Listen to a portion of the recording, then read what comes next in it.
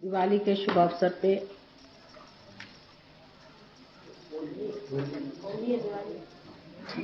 हाँ होली दिवाली, मैंने यही सोचा कुछ गड़बड़ कह दूं, लेकिन कल दिवाली की बात कही थी ना, तो ये ख्याल बना कि होली के शुभ अवसर पर आज दिवाली मनाई जाएगी।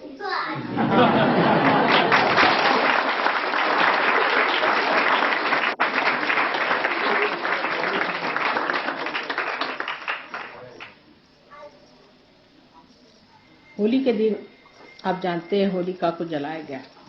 अग्नि का बड़ा भारी दान है, कार्य है, क्योंकि अग्नि देवता ने होलिका को वरदान दिया था कि किसी भी हालत में तुम जल नहीं सकते, और चाहे किसी भी तरह से मृत्यु आ जाए तो तुम जल नहीं सकते। और वरदान दे करके फिर वो बहुत पछता है, क्योंकि प्रहलाद को लेकर वो गोद में बैठा। अब अग्नि देवता के सामने प्रश्न पड़ा, धर्म का प्रश्न, कि मैंने इनको वचन दे दिया कि मैं तुमको जलाऊंगा नहीं, और इस वचन को मैं अब कैसे भंग करूं। और प्रहलाद तो स्वयं साक्षात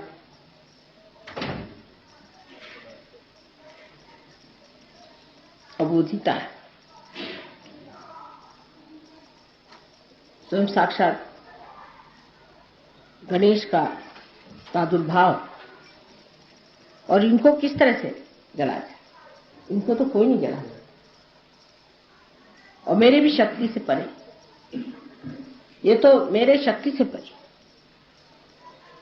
तो उन्होंने विचार ये किया कि अहंकार कैसा कि इतनी बड़ी शक्ति के सामने मैं अपनी शक्ति थी, कौन सी बात कर सकता,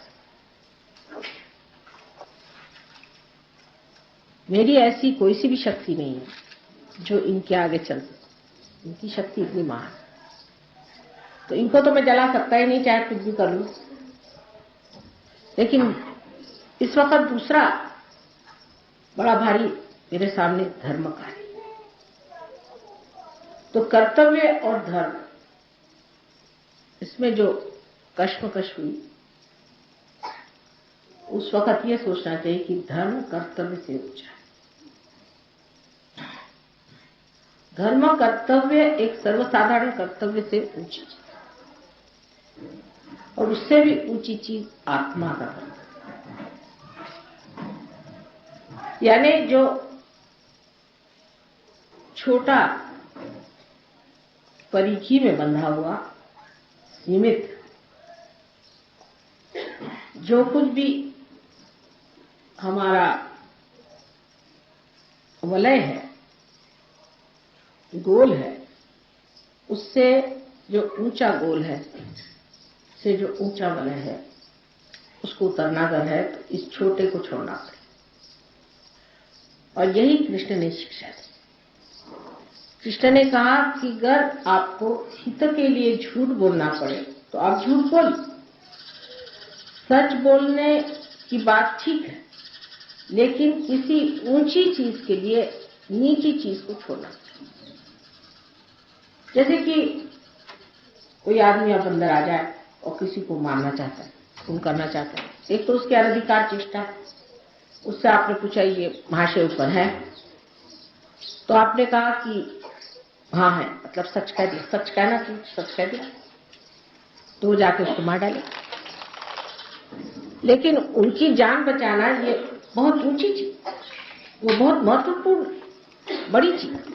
उस बड़ी बात के लिए, बड़े ध्येय के लिए ये छोटे जो चीजें हैं इनको छोड़ना, यही कृष्ण ने अपने जीवन में आगे बताया। कृष्ण के जीवन को बहुत कम लोग समझ पाए, क्योंकि उस जमाने में धर्म की ये दशा हो गई थी कि लोग धर्म को बहुत ही ज्यादा गंभीरता पूर्वक, बहुत उसको सीरियस बना के सब ढुढाचार्य बने कि धर्म बहुत सीरियस चीज, इसमें आदमी को जो है बिल्कुल सीरियसली सब करना, क्योंकि कर्मकांड बढ़ गए।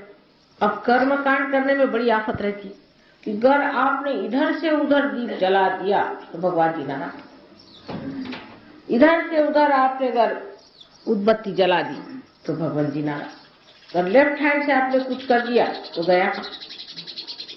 इन सब बातों की वजह से लोगों में कंडीशनिंग हो गई और उस कंडीशनिंग की वजह से लोग बड़े गंभीरतापूर्वक धर्म करने लगे। इतने गंभीर हो गए कि उसका आह्लाद, उसका उल्लास सब खत्म।